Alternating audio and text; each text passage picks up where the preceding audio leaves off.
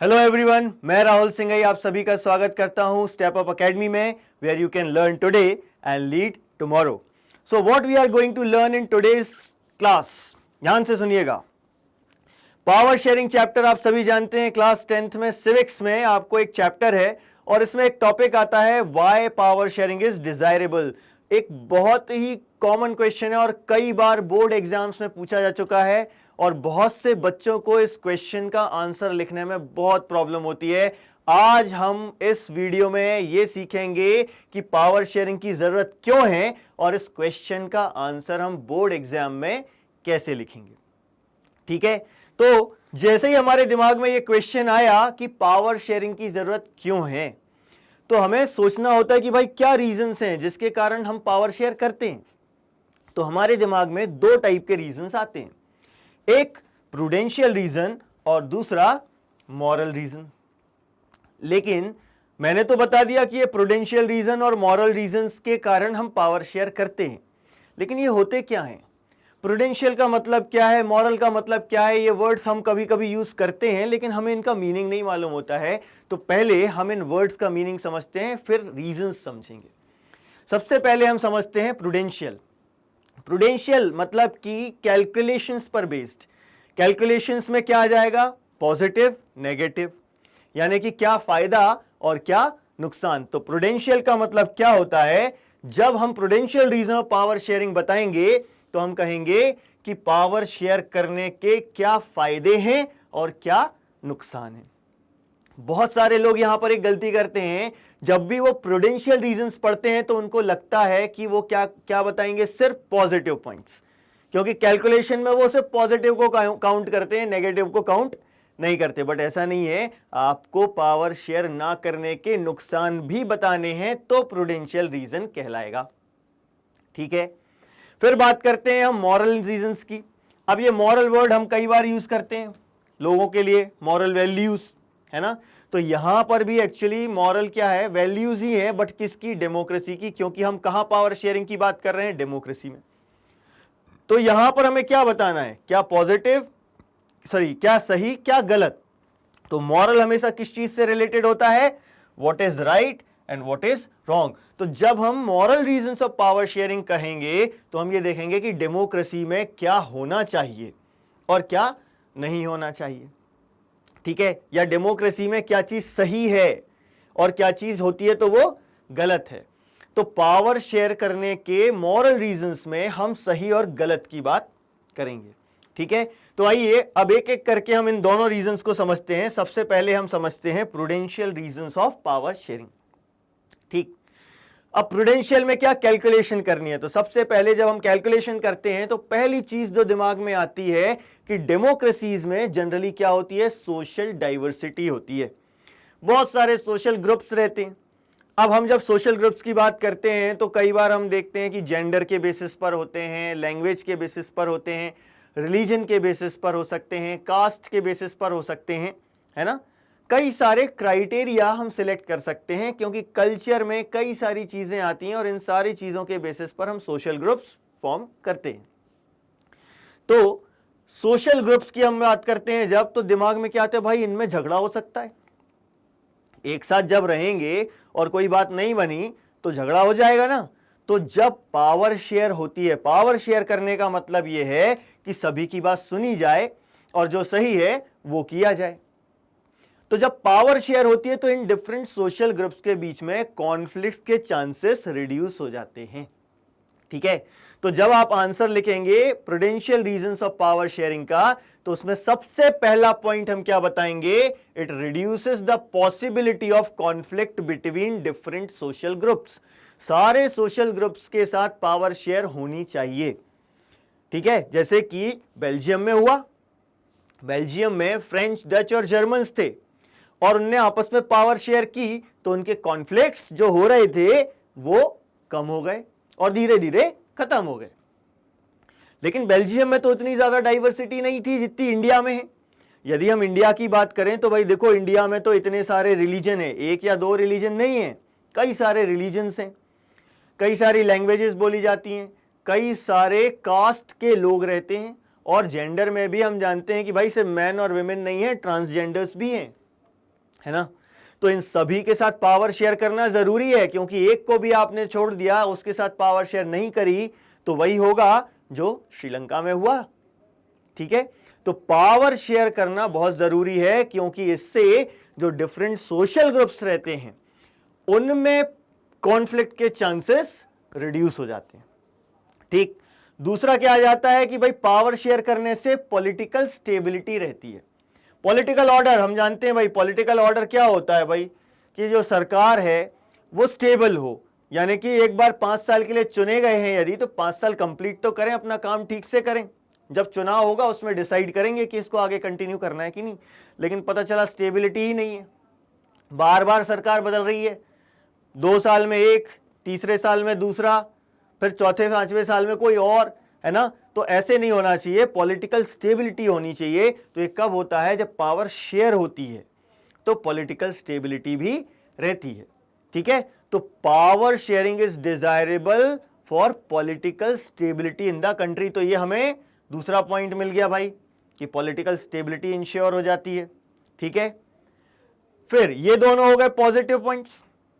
लेकिन यदि power share नहीं की तो क्या होगा, पावर शेयर नहीं की तो कंट्री की यूनिटी को खतरा होता है, कंट्री डिवाइड हो सकती है, means it can undermine the unity of the country.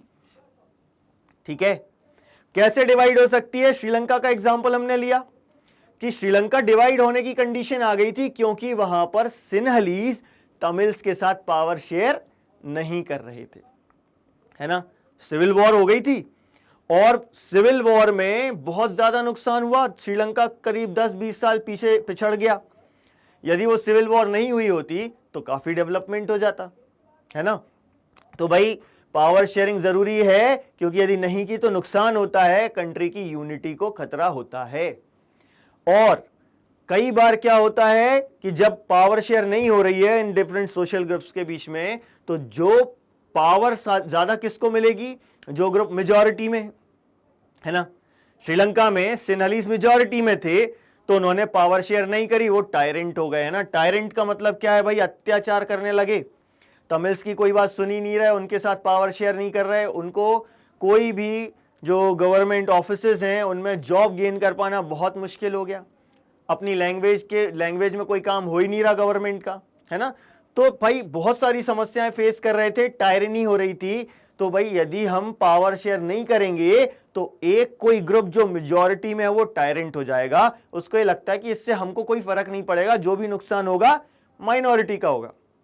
लेकिन ऐसा नहीं होता है, जब कोई मेजॉरिटी में जो कम्युनिटी है वो टायरेंट होती है तो उसका नुकसान सिर्फ माइनॉरिटी को नहीं होता, उससे मेजॉरिटी को भी नुकसान होता है। जैसे कि श्रीलंका में जब सिविल वॉर हुई तो ऐसा नहीं है कि सिर्फ तमिल्स को नुकसान हुआ, सिन्हलीज को भी नुकसान हुआ, बहुत सारे तमिल्स मारे गए तो बहुत सारे सिन्हलीज भी मारे गए, और कई लोगों को कंट्री छोड़कर दूसरी कंट्रीज में रेफ्यूज लेना पड़ा, they have to live as refugees in other countries, है ना। तो नुकसान एक का नहीं हुआ, सभी का हुआ, और पॉलिटिकल इंस्टेबिलिटी भी आ गई, है ना। तो पावर शेयर नहीं करेंगे तो मेजॉरिटी टायरेंट हो जाएगी और उसका नुकसान सिर्फ माइनॉरिटी को नहीं होगा बल्कि उस कंट्री में रहने वाले सभी लोगों को होगा। यहां से तो क्वेश्चन फ्रेम हो सकता है कि tyranny of the majority is not just oppressive for the minority, it can also bring ruins to the majority as well. यहां से क्वेश्चन फ्रेम कर देंगे, लास्ट में बस लगा देंगे जस्टिफाई या लिख देंगे explain with the help of example. तो इसमें आप श्रीलंका का एग्जाम्पल देके जस्टिफाई करेंगे कि भैया मेजॉरिटी जब टायरेंट हो जाती है तो उसका नुकसान सिर्फ माइनॉरिटी को नहीं होता है, मेजॉरिटी को भी उसका नुकसान होता है। ठीक है, तो ये है prudential reasons for power sharing. Calculation है फायदे और नुकसान।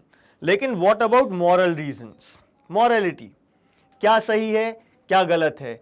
तो मॉरलिटी भाई, जब हम डेमोक्रेसी की बात करते हैं तो ये कहते हैं डेमोक्रेसी में तो पावर शेयरिंग नहीं है तो डेमोक्रेसी ही नहीं है। मतलब कि डेमोक्रेसी में पावर शेयरिंग क्या है, डेमोक्रेसी की आत्मा है। यानी पावर शेयरिंग जैसे ही उस कंट्री से खत्म हुई डेमोक्रेसी खत्म। तो सबसे पहला मॉरल रीजनिंग, मॉरली बाइंडिंग है ये, कि यदि आप कह रहे हो कि आपकी कंट्री डेमोक्रेटिक है तो पावर शेयर करनी पड़ेगी। इसीलिए पहला क्या मिल जाता है point, power sharing is the very spirit of democracy. ठीक है भाई। अब डेमोक्रेसी में क्या होता है, रूल ऑफ द पीपल। अब कई जगह डायरेक्ट रूल होता है, कई जगह इनडायरेक्ट रूल होता है। आज के समय की यदि हम बात करें तो most of the democracies are indirect democracies, जहां पर हम अपने रिप्रेजेंटेटिव्स के थ्रू रूल कर रहे हैं। मतलब कि लोगों ने डिसीजन मेकिंग की पावर जो लोगों के पास थी वो एक व्यक्ति को दे दी कि भाई आप हमारी तरफ से डिसीजंस लेंगे। ठीक है। अब ऐसे में क्या होता है, ये एक्सपेक्टेशन होता है। सही क्या है, एक्सपेक्टेशन क्या है कि भाई जिन लोगों ने पावर दी है उनके साथ पावर शेयर होनी चाहिए। क्यों? क्योंकि जो व्यक्ति पावर का एक्सरसाइज करेगा उसका इफेक्ट सिर्फ उस पर नहीं होना है बल्कि वहां कंट्री में रहने वाले सिटीजन्स पर होना है। तो जिन सिटीजन्स के ऊपर वो पावर एक्सरसाइज की जानी है और जिन सिटीजन्स को सिर्फ उस पावर के एक्सरसाइज से जो इफेक्ट हुआ उसके साथ रहना है, उनके साथ पावर शेयर होनी चाहिए ना। तो यहां से हमें अपना दूसरा मॉरल रीजन मिल जाता है कि power must be shared with those who will be affected by its exercise and who have to live with its effects। ठीक है, ये सेकंड पॉइंट मिल गया। मॉरलिटी दिख रही है यहां पर कि ये सही चीज है। यदि ऐसा नहीं हुआ तो डेमोक्रेसी नहीं होगी, गलत हो जाएगा। यहीं से तीसरा पॉइंट मिल गया कि भाई लोगों के पास ये अधिकार है कि उनसे कंसल्ट किया जाए कि उनको कैसे गवर्न करें, तभी तो डेमोक्रेसी है, अदरवाइज डेमोक्रेसी कैसी, है ना। तो थर्ड पॉइंट मिल गया, people have the right to be consulted that how they should be govern. कौन कंसल्ट करेगा? वो लोग कंसल्ट करेंगे जिनको हमने पावर दी। अब कंसल्ट करने के कई तरीके होते हैं। गवर्नमेंट ने अपनी वेबसाइट बना रखी है और गवर्नमेंट कोई लॉ बनाने वाली है, गवर्नमेंट ने अपनी वेबसाइट पर डाल दिया और लोगों से सजेशंस मांगे कि भैया आप बताइए कि ये इसमें कुछ आपको गलत तो नहीं लग रहा, या आप कुछ चाहते हैं इसमें बदलाव या कुछ सुधार, है ना। तो इस तरीके से लोगों से कंसल्ट किया जाता है। या फिर लोगों जो रिप्रेजेंटेटिव्स होते हैं वो लोगों के बीच में जाते हैं, उनसे बातचीत करते हैं, उनकी प्रॉब्लम्स समझते हैं और उनकी प्रॉब्लम्स को सॉल्व करने की कोशिश करते हैं। इस तरीके से गवर्न करते हैं लोगों को, है ना। तो डेमोक्रेसी है, डेमोक्रेसी में हमने पावर दी है तो हमें कैसे गवर्न करें हम बताएंगे ना। भाई ये हमारी प्रॉब्लम्स हैं, आप इनको सुलझाइए, ये प्रॉब्लम है, इसका सॉल्यूशन आप निकालिए। गवर्न इस तरीके से, उसका सॉल्यूशन भी कई बार लोग ही बताते कि भैया ये सॉल्यूशन है, ये चीज आप कर दीजिए, है ना। और लास्ट चीज कि डेमोक्रेसी को हम कहते हैं कि ये लेजिटिमेट गवर्नमेंट होती है। लेजिटिमेट मतलब क्या? लीगल है या एक्सेप्टेड बाय पीपल। ठीक है। तो एक लीगल गवर्नमेंट या जो लोग जिस गवर्नमेंट को एक्सेप्ट करें वो कब होगा? जब लोग पार्टिसिपेट करें और पार्टिसिपेशन के थ्रू गवर्नेंस में अपना शेयर हासिल कर लें, है ना। तब हम कहेंगे कि वो एक लेजिटिमेट गवर्नमेंट है। तो भैया डेमोक्रेसी का फोर्थ जो मॉरल रीजन है वो हमें ये मिल गया कि एक लेजिटिमेट गवर्नमेंट क्या होती है? जहां पर सिटीजन्स क्या करें? Acquire their stake. किस चीज में चाहिए अपना स्टेक? सिस्टम में, यानी कि गवर्नमेंट में। कैसे? Through participation. यदि ये सारी चीजें फॉलो हो रही हैं तो हम ये कहेंगे कि भैया डेमोक्रेसी है और एक अच्छी डेमोक्रेसी है वहां पर, क्योंकि सारे मॉरल रीजंस यानी सारे वैल्यूज जो होनी चाहिए वो नजर आ रही हैं। ठीक है। तो यहां पर हमें समझ में आया कि कैसे हमें आंसर लिखना है और पावर शेयर करना क्यों जरूरी है। यह वीडियो आपको कैसा लगा हमें हमारे कमेंट सेक्शन में जरूर बताइए और ऐसे ही डिटेल्ड वीडियोस के लिए हमारे साथ जुड़े रहिए। इसके अलावा इन सारे कोर्सेज के लिए भी आप हमारे चैनल को सब्सक्राइब कर सकते हैं। हमारे चैनल को लाइक करें, सब्सक्राइब करें और हमारे साथ जुड़े रहें। Thank you for watching this video.